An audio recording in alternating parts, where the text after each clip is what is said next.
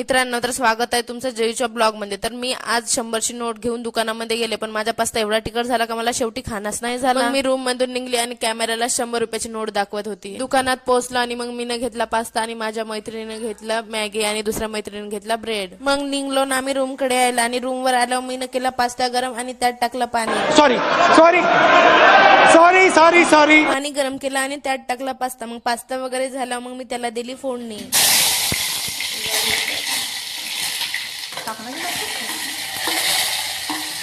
मग मीनं टाकलं हळद, मग टाकलं मीठ, मग टाकलं तिखट, मग टाकलं मसाला आणि मग त्याच्यात गेलं माझं बिघडून सगळं रामायण। कारण की मी व्हिडिओ बनवत होती आणि पास्ताही बनवत होती, त्याच्यात गेलं माझं सगळं रामायण बिघडून। मग झाला पास्ता चांगला तिखट। तर माझी फ्रेंड बनवत होती एका साईडला मॅगी आणि मी बनवत होती दुसऱ्या साईडला पास्ता। आणि माझी एक दुसरी मैत्रीण बनवत होती चाय आणि तिची चाय बघा आणि चायचा गंज बघा। चायच्या मनानं गंज बहुत लहान झाला नाही का। मग सगळं काय रेडी झालं आणि आम्ही बसलो खावाले। मग खाता खाता आमची एवढी हालत खराब झाली का भयानक, पण मी तो रेकॉर्ड नाही केला सीन। तर बस आजच्यासाठी एवढाच। आपण सगळे मिळूया नेक्स्ट ब्लॉग मध्ये। बाय।